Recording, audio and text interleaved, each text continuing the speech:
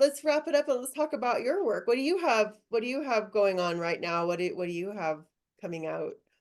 Well, that's quite a pertinent question actually, because for the last 4 years I've been working as a secondary school English teacher. I sort of retrained in my 40s and started work doing that, and I very naively thought that that was going to be a good job to combine with being a writer, which was very foolish of me because it's a job that completely takes every ounce of your physical, emotional, and intellectual energy and doesn't leave you anything left.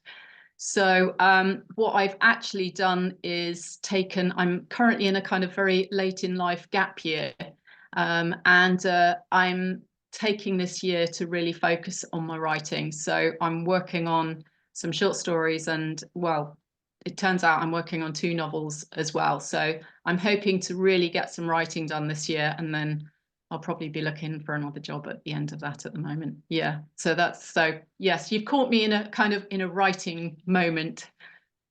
I did secondary education in English as well. Oh, did you? I did. Okay. I taught So you know what at-risk. it's like. Yeah, I taught at-risk high school students for I think it was 3 years, and then I did community college English for 4, and it's exhausting, and especially It in the really, really is. day. So your novels, you have I think you said 8 YA novels, right? Yeah. Um, so I have Century won the 2004 Book Trust Teen Award.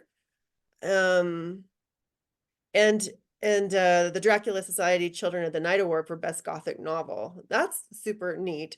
And then you have other books. I was looking at the Crow Maiden. That came out and was shortlisted for the Crawford Award in 2003. I want to read that. I'm really excited to read that. So are the novels you're working on, are they adult, or are you going back into YA? No, they're adult novels. The YA was a kind of unexpected diversion and experiment, really, that ended up taking off in a big way. But I hadn't initially set out to do that. It's funny. My own children were in their sort of early secondary school age by that time, and I read 2 novels that really affected me. So one of them was Holes by, I expect you know Holes by Lewis Saccar, and another one was a book called Skellig by David Almond, and they were just brilliant books. They were books that were about teenagers, but it seemed to me they were literary books that anyone of any age would read and enjoy because they were just terrifically written and great stories.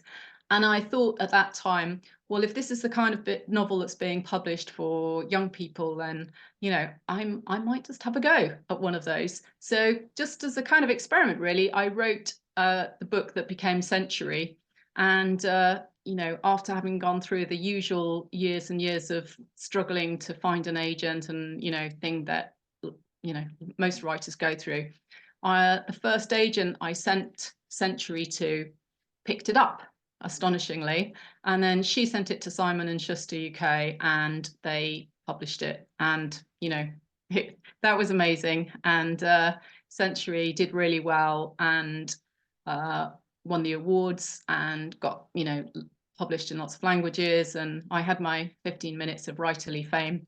And I then went on to write the other YA novels, and none of them were quite as successful as Century. But it was really fun. I had a couple of years of being a full-time writer on the back of them.